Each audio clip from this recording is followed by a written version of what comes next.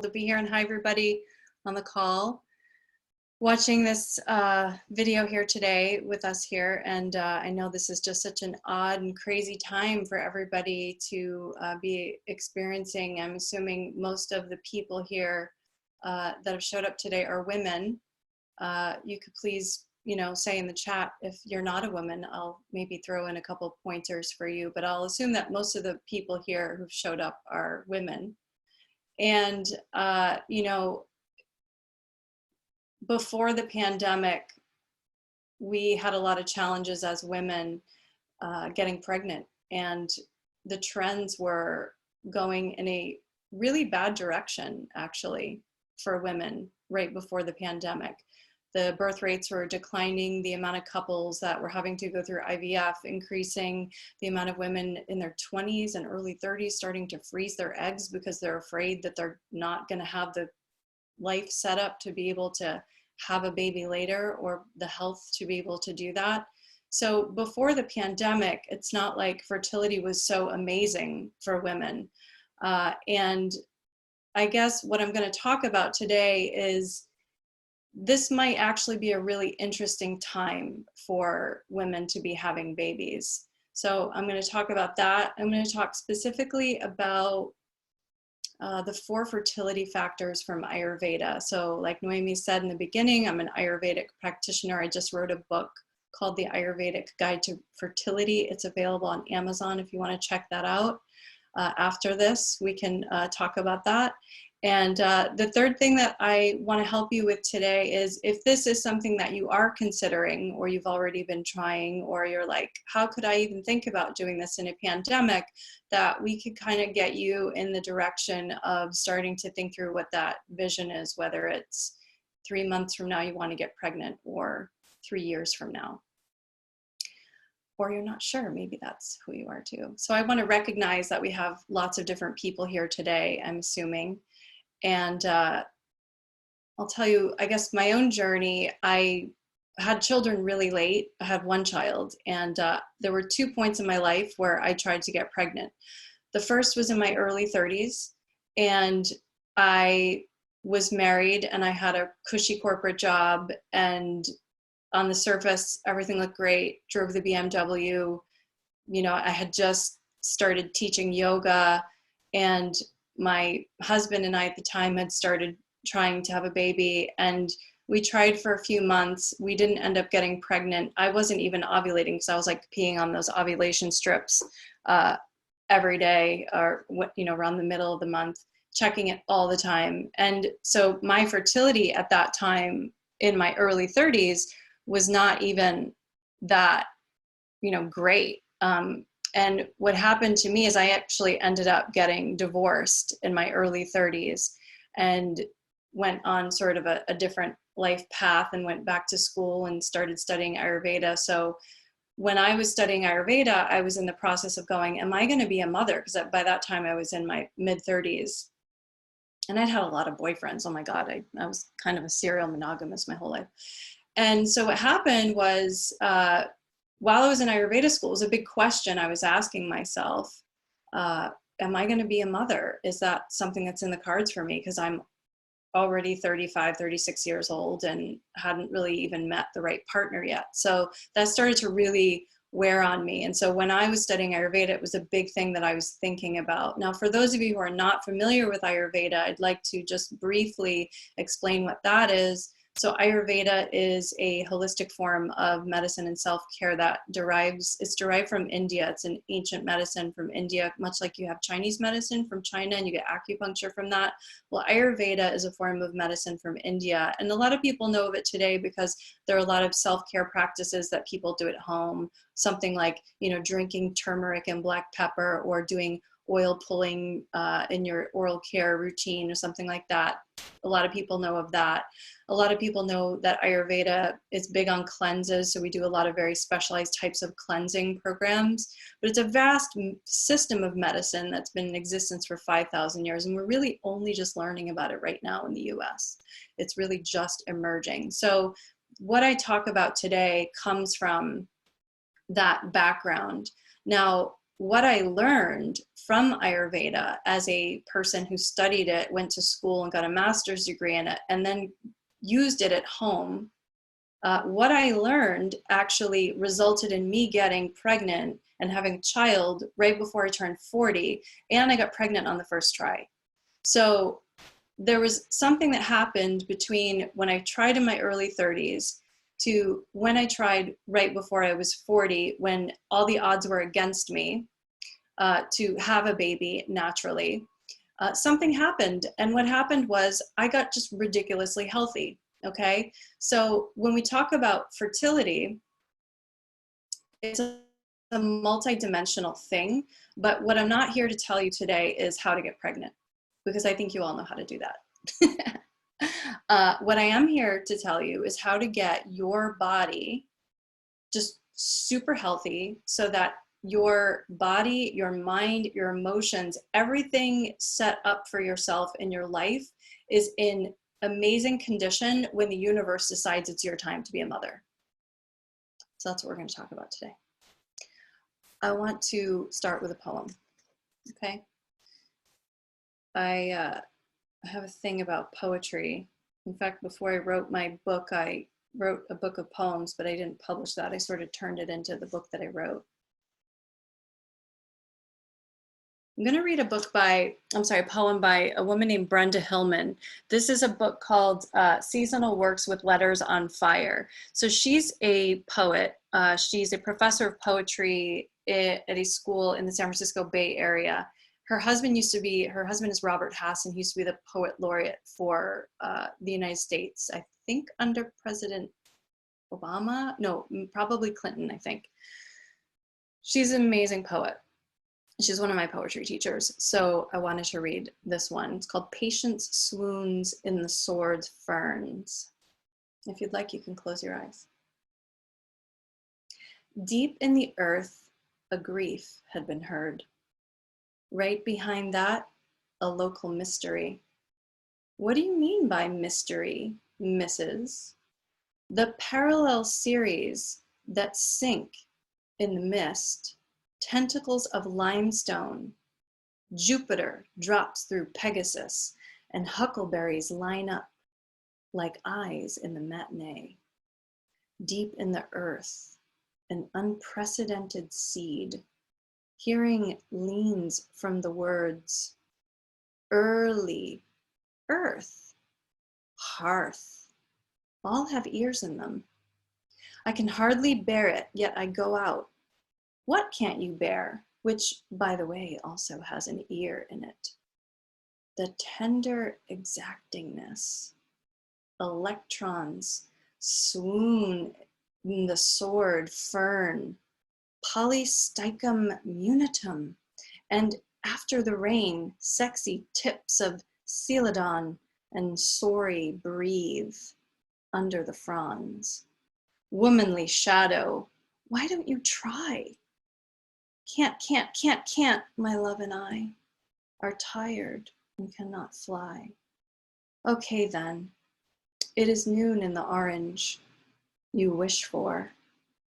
It is night in the wretched war, a gasp in all creation. A stem pushes up through its prime.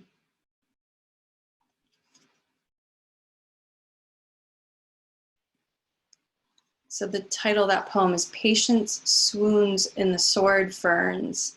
I'm just curious if there's any words that sort of stuck out for anybody, and I want to encourage you as we go through the presentation today, if anything comes up while we're here, this unfortunately isn't set up for us to be talking to each other, but if something strikes you, type it in the chat, okay? And also, if you have a question, direct those to the Q&A, and we'll try to make this a little bit more interactive, because poetry has a way to really touch your heart, you know, differently than other kinds of language, and reading and hearing different types of words will affect you in different ways. So if anything came up, any of the words sort of really stuck out to you, I know it's hard when you don't see it visually, but please feel free to type that in the chat.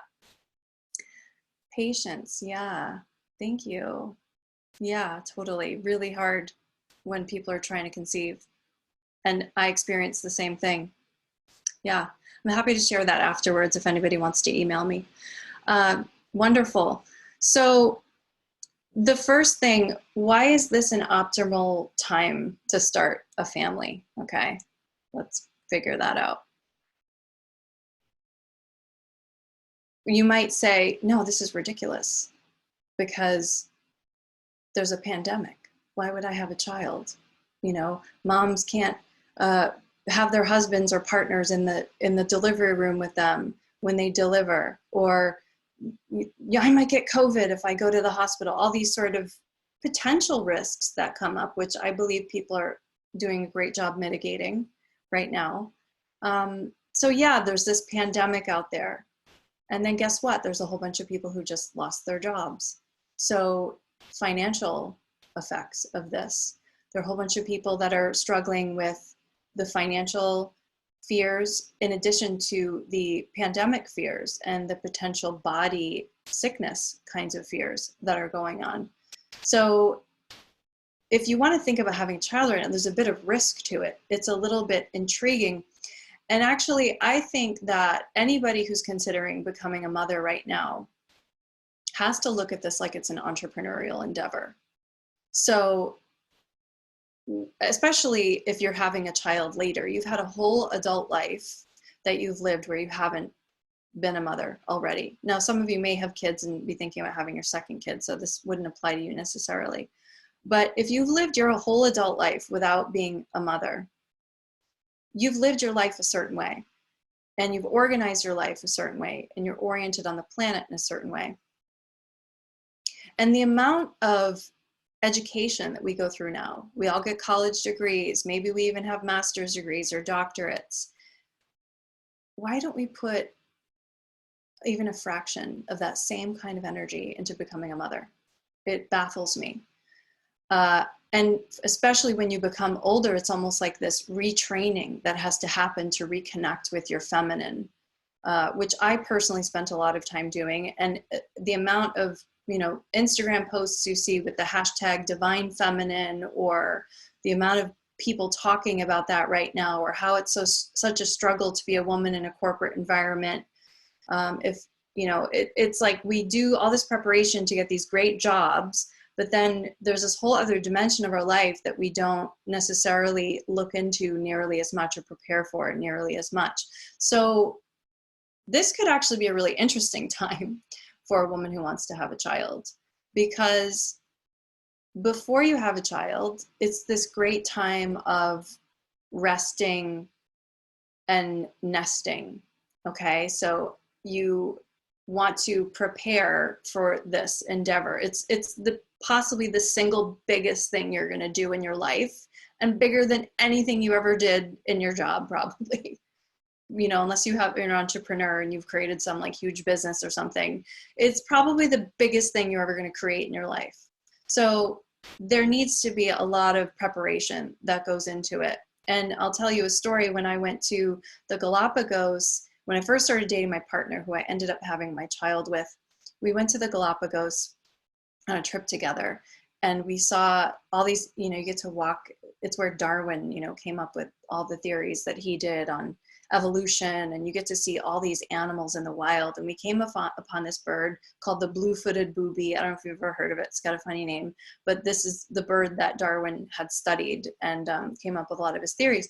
And they really do have blue feet. But what I noticed is you got to see a lot of them mating when you walk around the islands, and you would just see these pairs of males and females paired up, these birds, and they're mirroring each other, and they're doing these crazy ritual dances, and they're sweeping out their little area, and they're going to get twigs, and they're bringing them back, and they're doing all this work together. And I go, oh, if I want to have a kid, I better put some energy into this. Like, I really better think about doing this well. And I guess it also, for me personally, got really important because I just started to see so many things going wrong in society.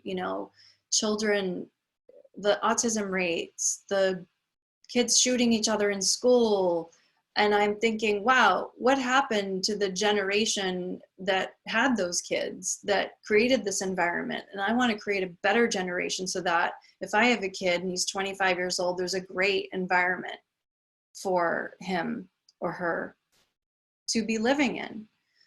So I personally spent a lot of time thinking about this. And, you know, in the Ayurvedic tradition,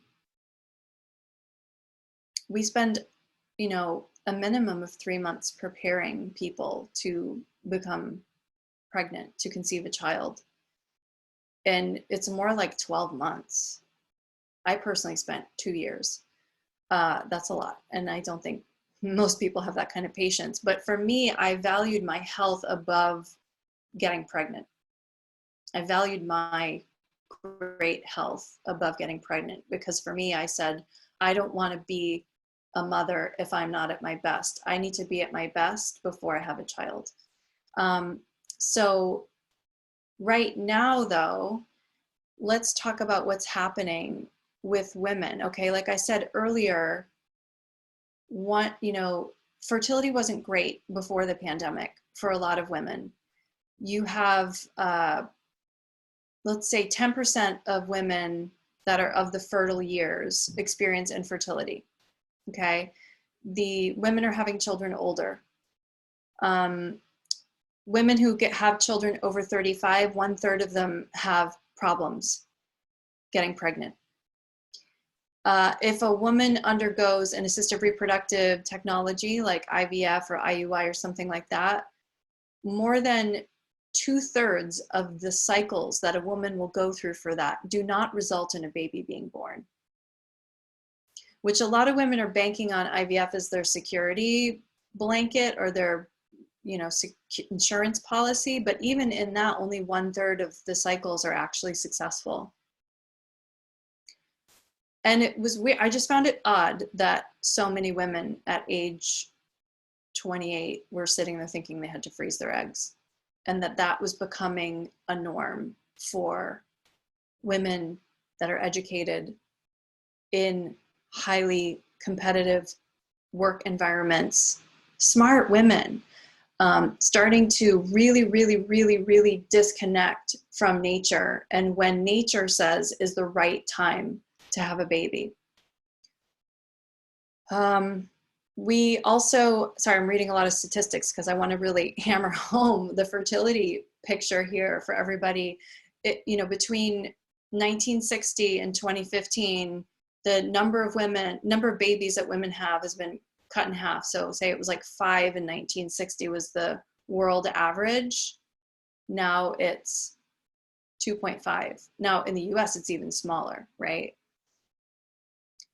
What's interesting is that the birth rates as a percentage, they are quite high in areas that you would not expect. They're quite high in Yemen, Syria, Iraq, countries where you don't think of them as having a lot of safety.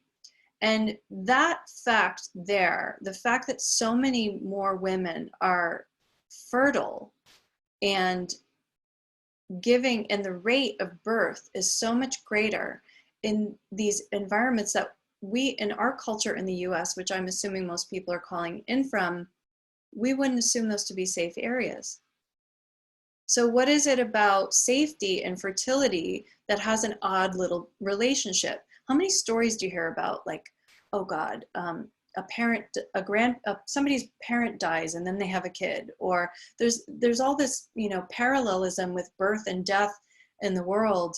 And you've got to think there's something connected about that. So maybe there's this thing with the pandemic that this could actually be a time where there is a boom. Now, I have been hearing that birth control rates are going up and things like that. So maybe not, it's too soon to tell. But I want to throw this out there as this could be a really good time for people. Now, the other thing I want to point out, and I know I have these like weird images up here and you're like, why does she have a flower and then this other thing with all this data on it? Well, in the last month, millions of people have gotten laid off of their jobs. And a large percentage of those are women. And a large percentage of those are women who are of the age to have a child. And a large percentage of those are women who are of the age to have a child who also have an education. So I find that to be really interesting that we have this big chunk of women who are suddenly jobless and fertile and may possibly be wondering if they should have a child right now. I find that very intriguing. So if you look at the data and if you look at all the news and all the things that are going to scare you in the world, then you'll be like, no, I got to get on birth control right now. But you know as well as I know that when you feel that there's a baby around you, which I have a neighbor who's like in her 80s and she was a lawyer and she never, you know, she's not woo-woo at all. And I'm sort of in the middle on the woo-woo side, but she, you know, she told me, she said, I just felt a little spirit following me. I just felt a little spirit following me and I knew I needed to have a third child. And I never expected something like that to come out of a woman's mouth like her, who is not really into the woo too much.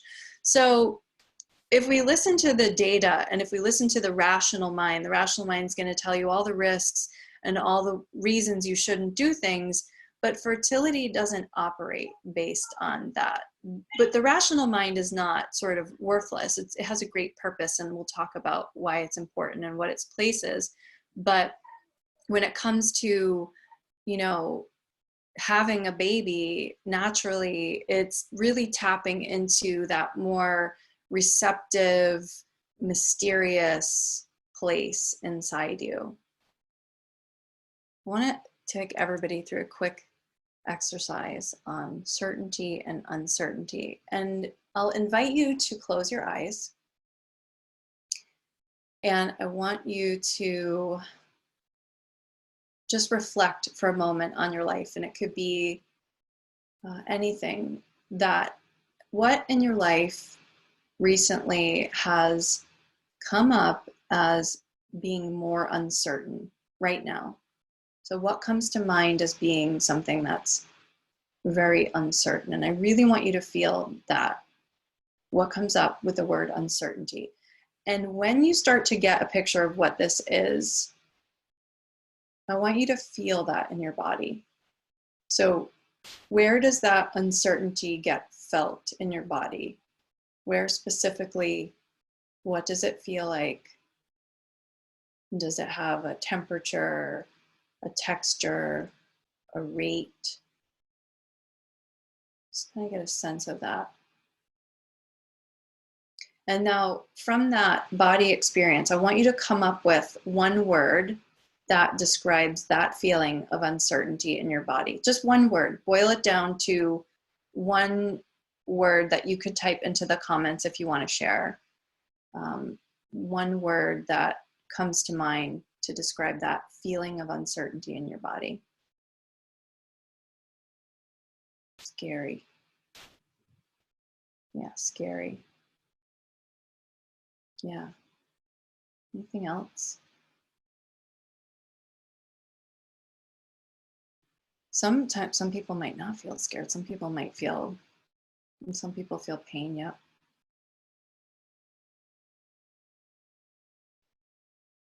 Yeah.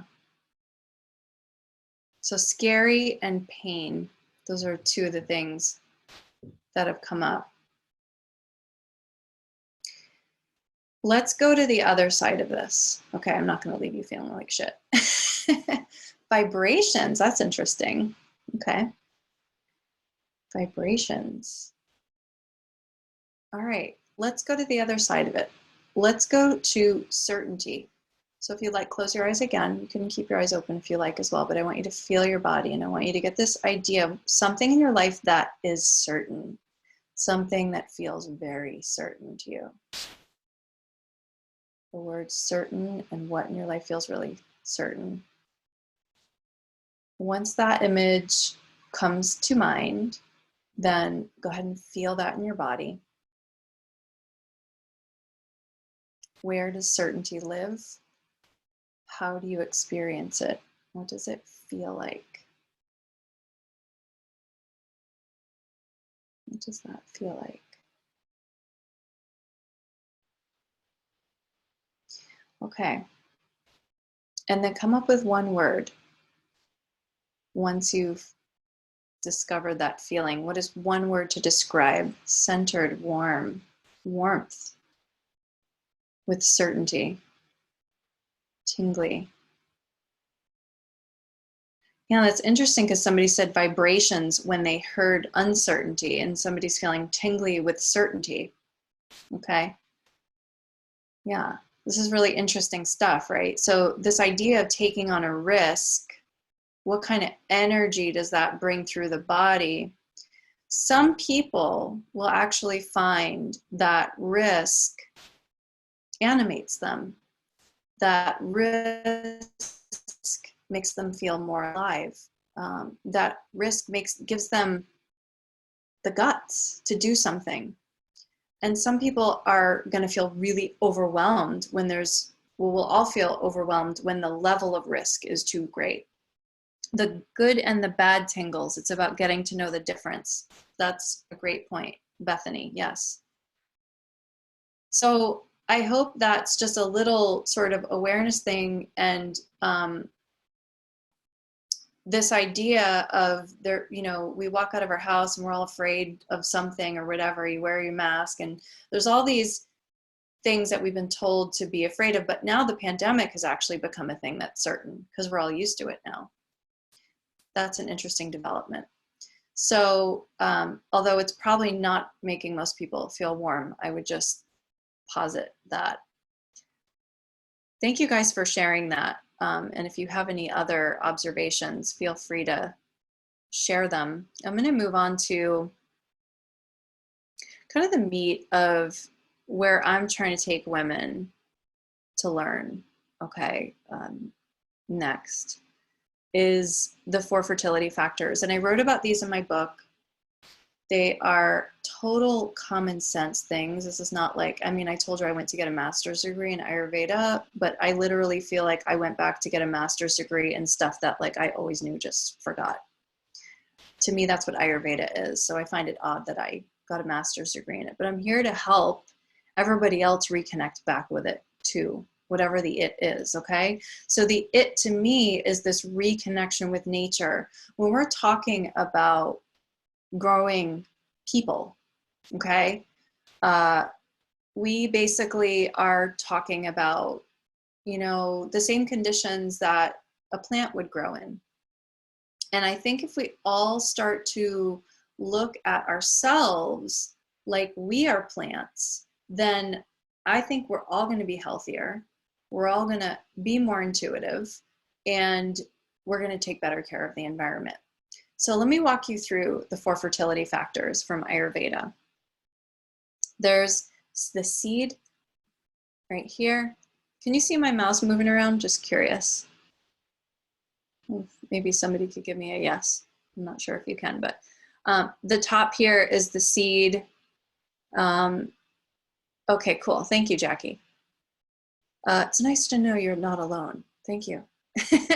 The seed here is, okay, the egg and the sperm, right? So fertility is not just about you. I'm assuming we got all women here today. It's about you and your partner and everybody being healthy and having, the seeds are, what's so interesting is that they're not you. They and in women, they don't even belong to you because your mother actually created them when you were in her womb. So they're this material that's available for the universe to use, okay? And you are sort of the shepherd, you're the stewards of this material. And for men, it's a little different because their bodies, they have a little bit more of a role in the creation of their own reproductive material that's available, though we women do as well. Our health that surrounds our ovaries and the quality and the health of the ovaries and the blood supply that goes to them and the whole overall body that those are in, that will affect what happens to those eggs, and our behaviors affect that. So the seed, we know from modern science that, yeah, okay, more women have more seeds when they're younger, and then the ovarian reserve kind of goes down as you get older. But what's interesting is that with fertility, if you're doing it in a lab, it's about quantity and quality, for sure, because they're trying to do this in a controlled environment. But there are many women who've had babies with very low levels of ovarian reserve. Okay, so it happens, and this is part of the mystery of life. You need one to get fertilized. So a lot of women get really obsessed with those numbers, and you can take the path of trying to control it, but what I'm talking about here is the path of not trying to control it. This is the path of discovering fertility. Okay, so with the seeds, they are what is going to come together to form the zygote to get implanted into the uterus. And there's a certain time of life where those seeds will be more plentiful. There's a certain time of the month where they're more likely to be available to be fertilized. And so that brings us to point number 2, season. So this is the second fertility factor.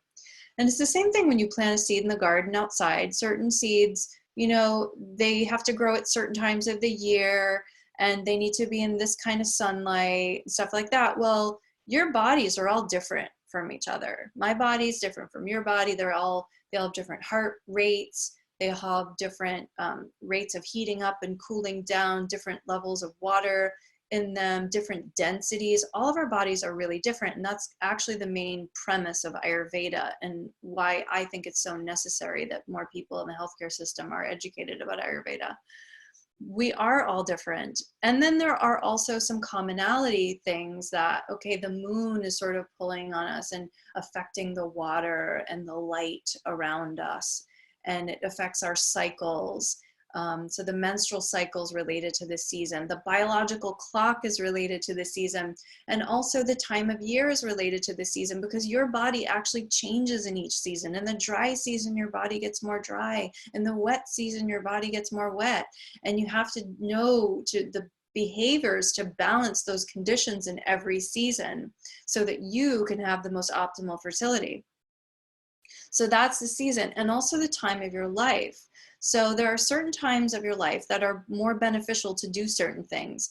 And I actually thankfully, we do not have kids at age 60 a lot, when our bodies don't sort of recuperate as easily. I mean, I can't even imagine that. I had a kid at 40, and I was like looking at 25-year-olds on the beach bouncing their babies up and down, and I'm sitting there so tired, and I'm like, man, I wish I had done this when I was younger. So there is a more optimal time from a resiliency perspective, but everybody's body is so different, and everybody's lifestyle is so different, that some women are actually going to be okay if they have kids later.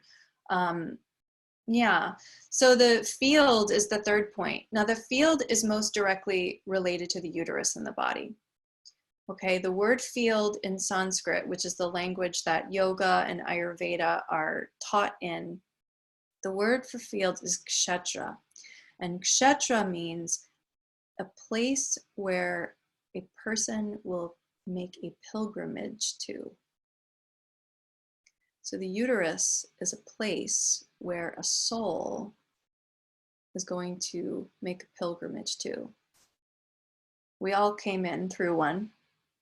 So that field is most directly related to the health of the uterus. Now, what affects the health of the uterus? It's everything around it. So the uterus is at the center, and then you've got the woman's body, and then around that you've got the partner, and then you've got that, what's going on in their house, and then around that, what's going on in their work, and then around that, what's going on in the family, and then around that, and you just keep going wider and wider and wider out from the center to what's going on in the community, what's going on in the food system, what's going on in the air, what's going on with traffic, what's going on in the environment, what's going on in the cosmos with the planets, all these things. So it goes really wide out the field, and it all comes back and affects this tiny little uterus that you get to see the health of every month in your menstrual cycle, in your menstruation.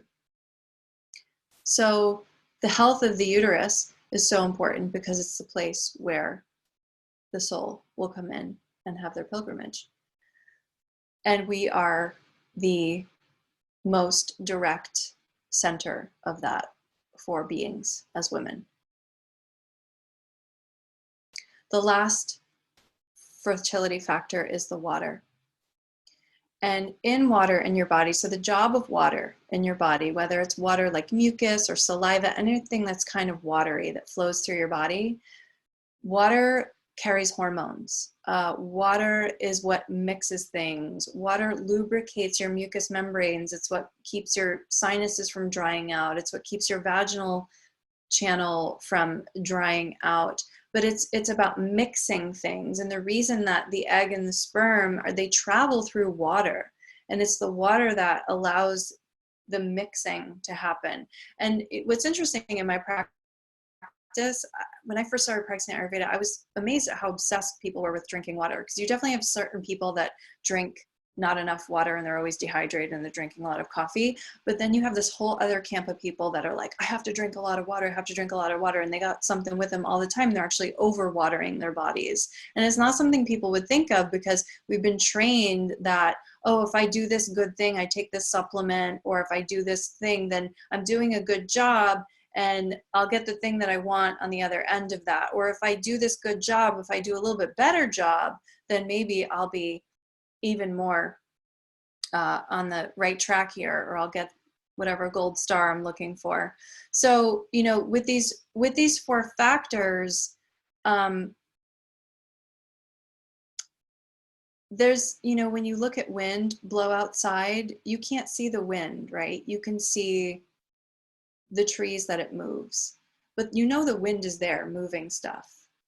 This is something that we all have to pay attention to a little bit more when it comes to fertility. The subtlety of how change and creativity really do happen. You know, I used to play softball, you know, you could check the wind, right? Go outside, put your finger in your mouth, wet it, there's water on the finger, hold it up, and you'll be able to feel which direction the wind is blowing from.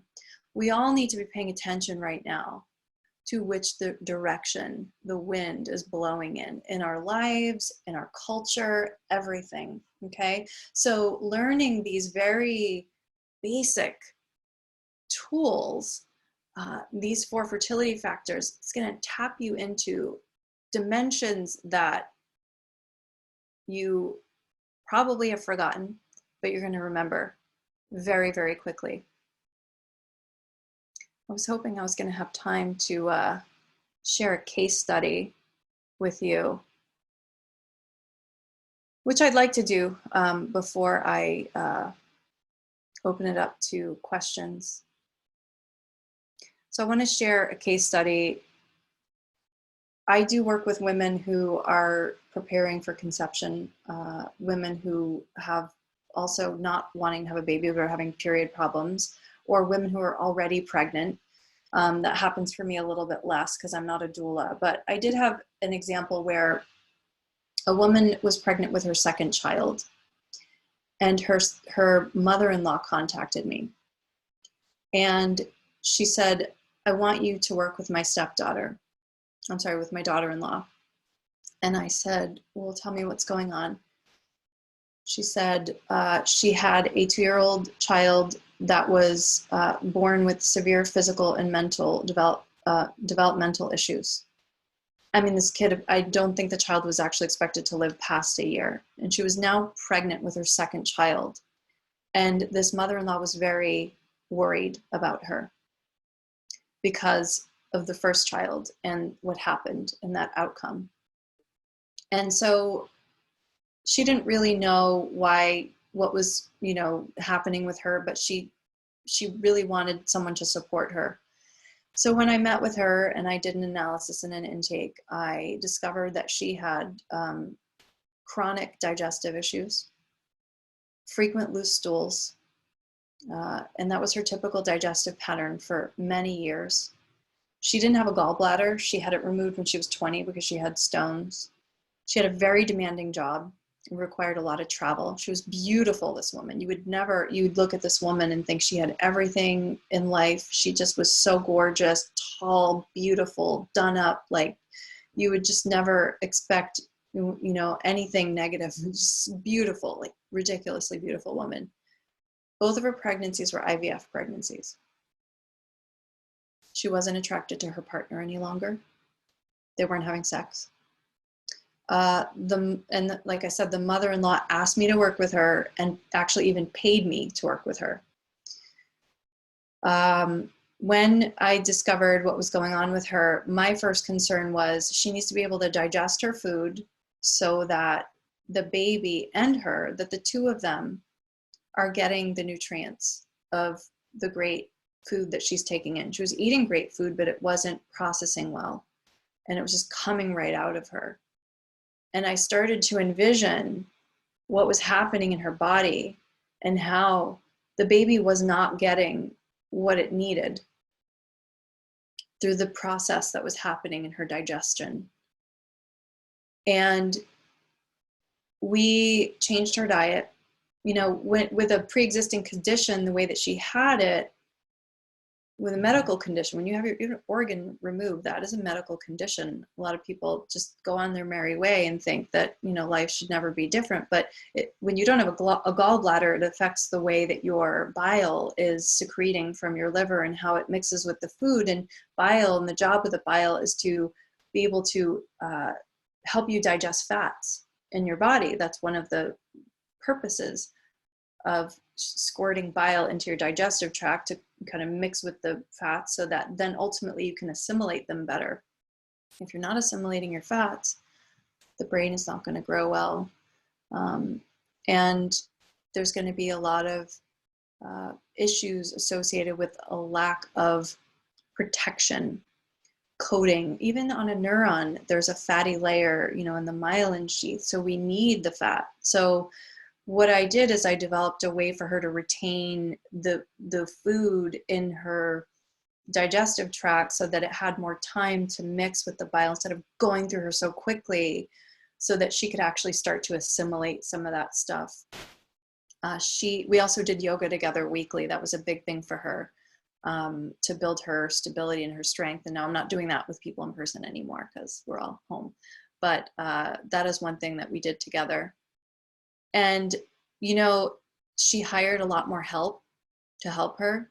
She dropped a couple of projects. And this is the thing. It's like, this is a superwoman. If you were to see all the things that she was involved in, all the projects she was doing, the kind of job that she had, she was just a powerhouse, and when we're powerhouses and we want to shift into these roles of being the physical, grower of an emotional caretaker as well for another being, it really requires allowing a different energy into the body and into the environment, which can be quite challenging, I think, for a lot of women these days, especially those of us who are like very alpha female.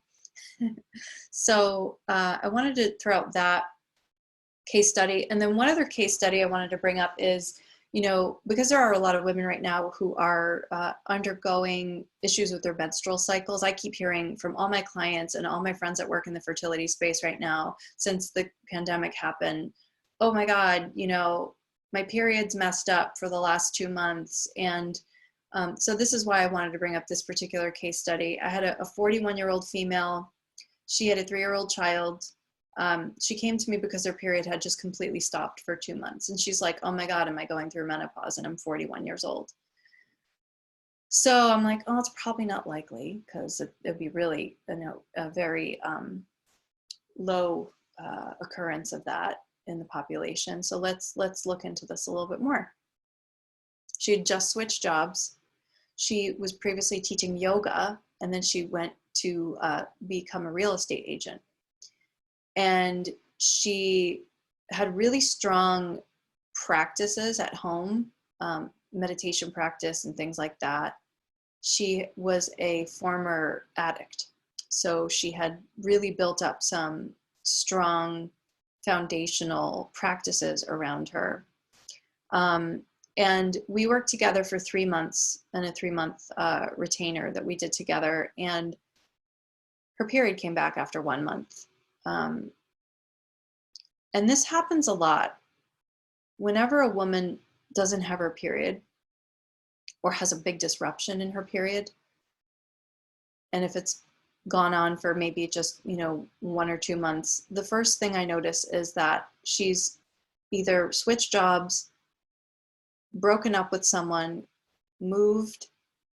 There's some big disruptor that's happened. And so when I started to hear that so many women were having issues with their periods and that they were just odd these last couple of months, that didn't surprise me.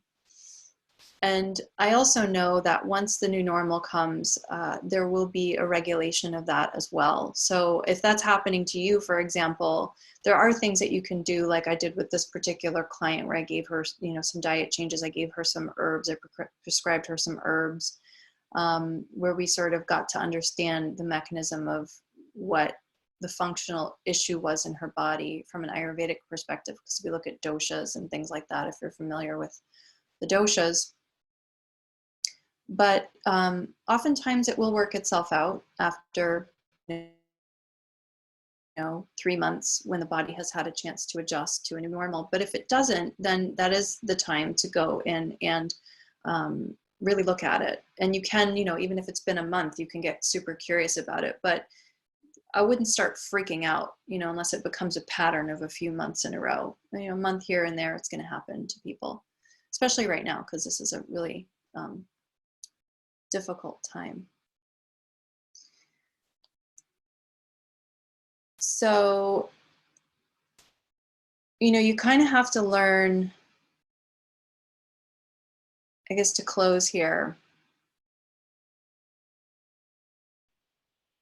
We talked about uncertainty and how we deal with it. We typically only have a couple things within our control in any given moment.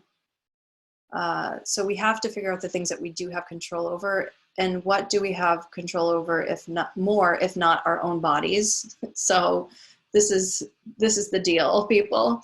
Get on that. And as far as controlling the environment, yeah, we influence it. We can't control it, but we do influence it. But first we have to be able to perceive it correctly. And if our body has stuff going on, if we have emotional stuff going on, if we're carrying old stories, we're not going to see the present reality clearly. We will not see and that will affect how things go forward. It's going to affect sleep. It's going to affect how your body's functioning, all that stuff. So I've distilled, you guys, the teachings from Ayurveda, that the seed, the season, the field, and the water, into a course that I'll be teaching. If anybody is interested in hearing about that, basically the Four Fertility Factors, there'll be a 4-week class I'll be teaching starting in June on this, and it's part, women's circle, part class. It's not going to be me talking at you for an hour like this. Be a little more interactive. But to go through and do the work to learn more about these intuitive natural factors and how they're playing out in our lives and how they're playing out in our environments, and what we can do to contribute to our own health, to the health of the people around us, and see what, how everything mixes. Are we on the train in the pipeline to have another baby or a baby, or maybe now or in the future, but just developing the sense of when that's the right time for us. So you can find me on Instagram at heathergrzych.com. You can check out my website, heathergrzych.com. I'm sorry, on Instagram I'm at heathergrzych. And you could also email me, heather@maverickzen.com. And what I want to leave you with today is when you're thinking about creating a vision for conception, your job is to figure out yourself as the plant, because you are prime. Since you're the uterus, you carry the uterus. You have to be completely selfish with this, completely selfish. You have to figure out what kind of plant you are. What level of sun do you need? What kind of soil do you need to grow in?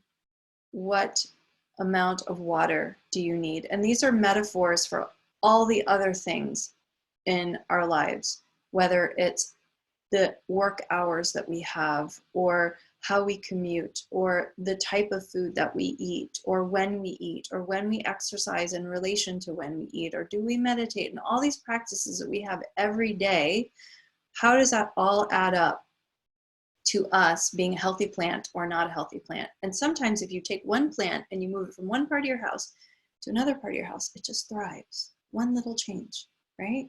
So sometimes the ability to thrive, it's not a huge thing. Sometimes it's like a little tweak, okay? But that's what you have to find out. You have to figure out what kind of plant you are and what you need to be healthy. Because, you know, fertility in and of itself, it's not you getting pregnant. It's not this like narrowly focused goal of you being pregnant. Fertility is just having the conditions for conception to arise out of. That's what fertility is. You can be fertile and not plan on having a baby. You can be fertile and not want to have a baby, and you can be fertile and not have a baby. But this is what we're talking about here, is about fertility to cultivate the possibility of that. Okay, so with that, I'm going to open it up to questions and see if there are any. I will turn it over to our friends here at WellSet and Healer Collective to help me with that.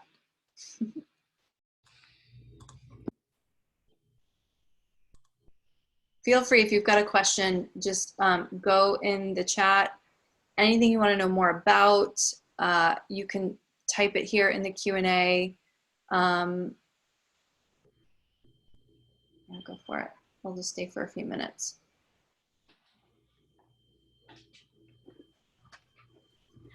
And I guess without a question, if no one's got a question, I want to hear one word that's sort of like a 1 or 2 or 3 word takeaway that you got from today.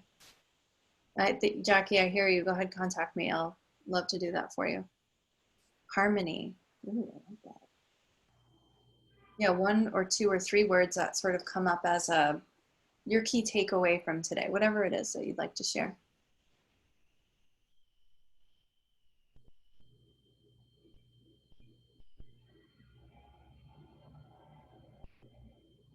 Noemi, do you have one?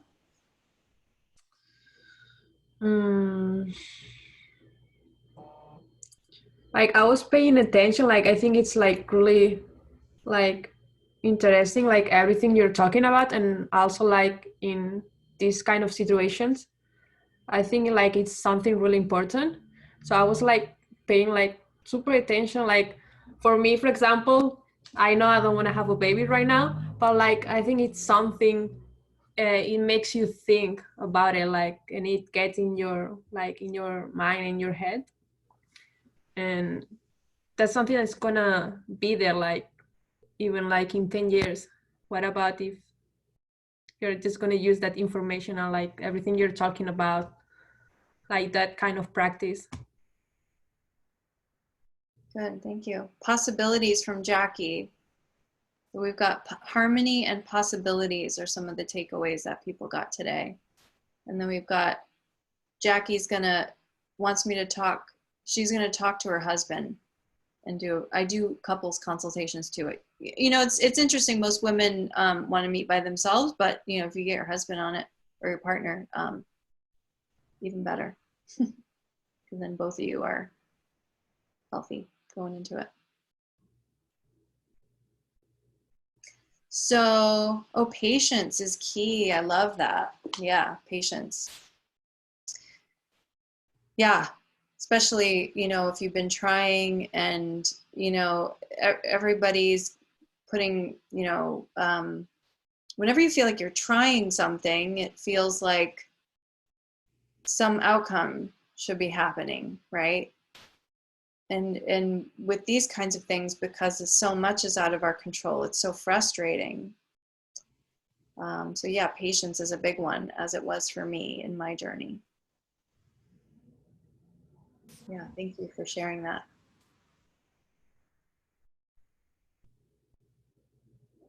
Okay, you guys. Well, I think we could probably close 2 minutes early because I'll probably have a toddler crash in here any minute. And I just want to say thank you. It's been wonderful.